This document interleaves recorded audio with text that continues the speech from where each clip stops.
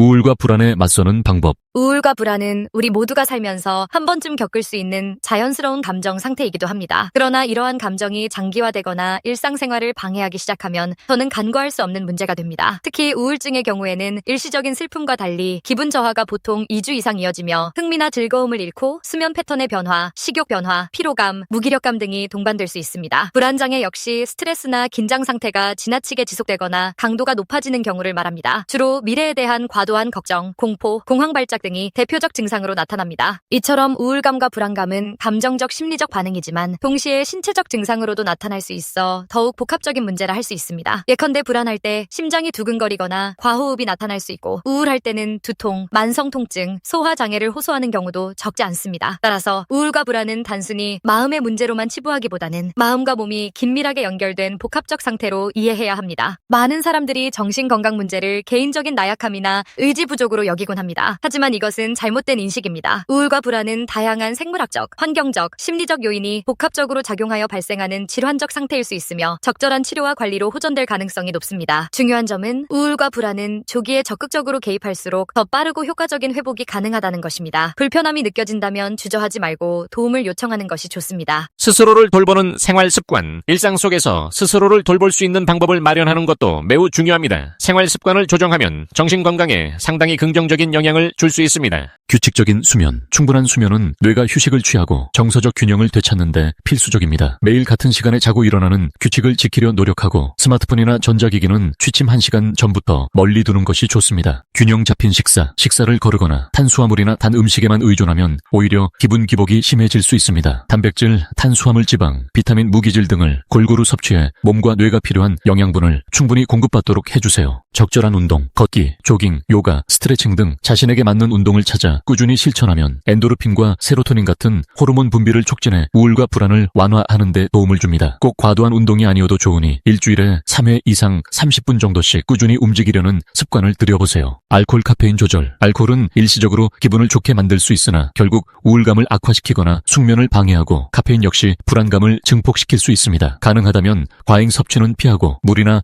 허브티 등으로 대처해보는 것도 한 방법입니다. 사고방식 전환과 자기대화. 우울과 불안을 지속시키는 한 가지 큰 요인으로 부정적 자동사고가 자주 거론됩니다. 이는 주어진 상황을 부정적으로 해석하거나 나 자신을 과도하게 비난하는 등 자동적으로 떠오르는 부정적 인식을 뜻합니다. 이를 긍정적으로 전환하려는 노력을 해보는 것이 중요합니다. 부정적 사고 인지하기. 먼저 내 머릿속에 어떤 생각들이 떠오르는지 인지해봅니다. 나는 아무것도 잘 못해. 앞으로도 계속 이런 상태일 거야. 등의 부정적 사고가 들 때 그것을 생각과 사실로 구분하는 연습을 해보세요. 생각은 일시적이고 주관적일 수 있지만 사실은 보다 객관적 근거를 동반합니다. 사고 기록하기. 일기장을 두고 부정적 생각이 떠오를 때마다 적어보는 습관을 기르는 것도 좋습니다. 그 생각의 근거는 무엇이고 대안적인 관점은 어떤 것이 있을지 글로 써보면 보다 객관적인 시각을 갖게 됩니다. 자기 긍정 문장 활용하기. 나는 지금 최선을 다하고 있어. 지금의 어려움도 언젠가 지나갈 것이다. 같은 문장을 직접 소리내어 말하거나 글로 써서 반복해보세요. 처음엔 어색하겠지만 반복이 습관으로 이어질 경우 자존감 회복에 상당히 도움이 됩니다. 이러한 방식은 인지행동치료의 기초적 원리와 유사합니다. 인지행동치료는 왜곡된 생각을 인식하고 그것을 합리적 현실적인 사고로 전환해 우울과 불안을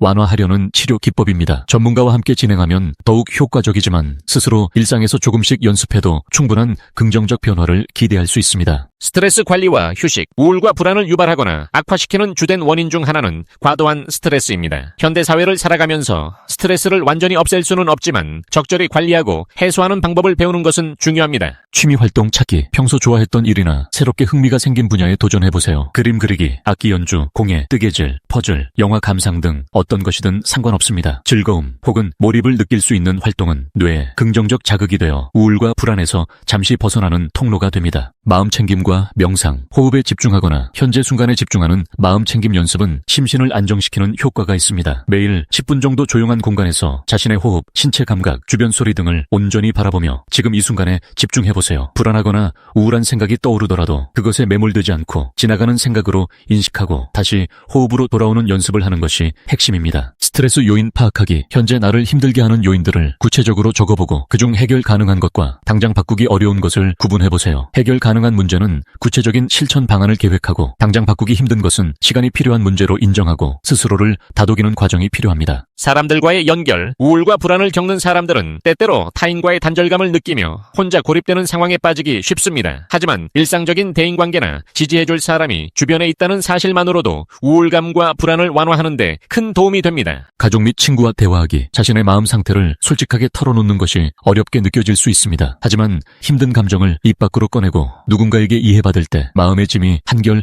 가벼워질 수 있습니다. 가까운 사람들에게 도움이 필요한 상황임을 알리고 감정적으로 지지해줄 것을 요청해보세요. 지원단체나 자조 모임 참여, 비슷한 경험을 하고 있는 사람들과 이야기를 나눌 기회를 찾는 것도 좋습니다. 지역사회 내 자조 모임, 온라인 커뮤니티 등에서 유사한 고민을 가진 사람들과 교류해보면 혼자가 아니라는 안도감과 공감의 힘을 얻을 수 있습니다. 현실적 목표 설정과 작은 성공 경험 쌓기. 우울할 때는 미래에 대한 동기가 쉽게 사라지고 불안할 때는 너무 많은 것들이 한꺼번에 몰려와서 감당하기 어려워집니다. 이럴 때는 자꾸 구체적인 목표를 설정하고 하나씩 성취해보는 과정이 도움이 됩니다. 분할된 목표 설정, 예를 들어 운동해서 살 빼기라는 막연한 목표가 있다면 이를 일주일에 3번 20분씩 걷기와 같이 구체적이고 실현 가능한 단위로 나눠보세요. 목표를 세분화하면 달성 과정에서 작은 성취감을 맛볼 수 있고 이는 자신감으로 이어집니다. 미뤄둔 일 시작하기, 불안과 우울이 심해지면 해야 할 일이 쌓이면서 부담감이 가중되고 자기 비난이 커질 수 있습니다. 이럴수록 시작이 어려운데 5분만 해보자 라는 식으로 진입장벽을 낮춰보는 연습이 필요합니다. 막상 시작하면 생각만큼 어렵지 않고 어느 정도 진행하고 나면 해냈다는 뿌듯함이 생기기도 합니다. 기록하고 칭찬하기, 작은 목표라도 달성했다면 간단한 일기나 노트에 오늘은 나 자신에게 30분의 운동 시간을 선물했다 같은 문장으로 기록하고 스스로에게 칭찬의 말을 전하세요. 이는 뇌의 보상 경험을 학습시키는 좋은 방법입니다. 긍정적 삶의 태도와 자기 연민, 우울과 불안을 겪는 것은 결코 개인의 약함이나 의지 부족의 문제가 아닙니다. 우리는 누구나 삶에서 다양한 부침을 겪으며 그 과정에서 심리적 어려움을 만나게 됩니다. 이러한 어려움을 한 단계씩 극복해 나가는 과정 자체가 곧 인생의 큰 학습이 되고 성장으로 이어지기도 합니다. 내가 힘든 상황에 처했을 때 스스로를 엄격하게 비판하기보다는 누구나 힘든 시기를 겪을 수 있고 지금의 나는 최선을 다하고 있다 라고 인정해주는 자세가 필요합니다. 자신에 대한 따뜻한 이해와 수용은 정신건강을 지키는 중요한 열쇠입니다. 완벽주의는 불필요한 압박감과 함께 우울과 불안을 심화시킬 수 있습니다. 때로는 약간의 실수를 용인하고 그럴 수도 있다고 생각하며 다시 시도할 수 있는 여유를 가지는 것이 중요합니다. 우울과 불안에 대한 정보를 공부하고 스스로에게 맞는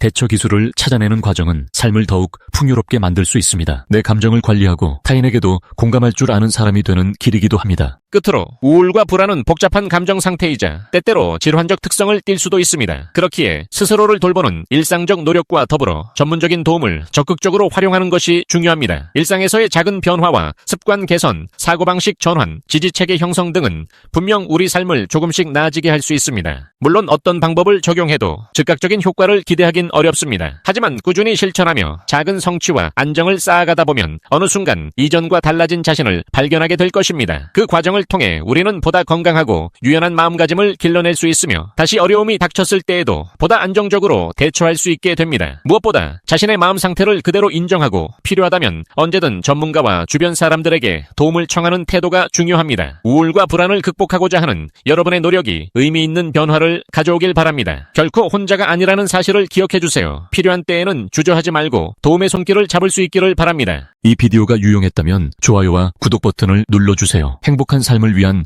더 많은 팁을 공유할 테니 계속해서 성필원 채널을 검색해주세요. 감사합니다.